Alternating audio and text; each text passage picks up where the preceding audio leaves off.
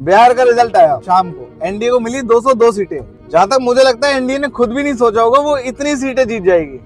और जहां तक बात करूं मैं राहुल गांधी की या महागठबंधन की, यार चाहे उनके वोट चोरी का मुद्दा हो या उनके हाइड्रोजन बम का मुद्दा हो, मुझे लगता है इन सारे मुद्दों पर पानी फिर गया है। यार रिजल्ट जो भी आया हो, बिहार के इलेक्शन से एक बात तो क्लियर होगी। मैं आपको एक कहानी सुनाता हूँ बहुत छोटी सी। एक जंगल में एक गधा होता है और एक बंदर होता है। तो इन दोनों के बीच में बहस हो जाती है। गधा कहता है कि घास नीली है और बंदर कहता है कि घास हरी है।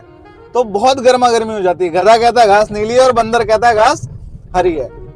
पूरे जंगल में ये बात फैल जाती है। आधे जानवर गधे की तरफ हो जाते हैं, आधे जानवर बंदर की तरफ हो जाते हैं। गधा कहता है घास नीली है और बंदर कहता है घास हरी है। तब ये लोग कहते हैं चलो राजा जी के पास चलते हैं, वो फैसला करेंगे कि घास नीली है या हरी है। ठीक है, तो चले जाते हैं शेर सिंह के पास। शेर सिंह अपने गुफा में बैठा होता है, तो जो बंदर होता है वो उछल के गुफा के पास बैठ जाता है और राजा को सारी बात बताता है कि राजा साहब ये गधा पागल हो गया है, गधा कह रहा है कि घास नीली है और मैं कह रहा हूँ घास हरी है, तो अब आप इस बात का फैसला करो कि घास नीली है या हरी है। तो राजा उठता है और बंदर को बहुत मारता है, बहुत पिटाई करता है उसकी, और आखिरी में एक बात बोलता है कि जब तुझे पता है कि वो गधा है, जब तुझे पता है कि वो गधा है, क्यों बहस कर रहा है उससे।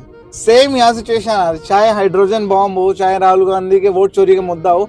अब सरकार बन चुकी है एनडीए की, यानी कि 5 साल तक घास को नीला ही कहना पड़ेगा।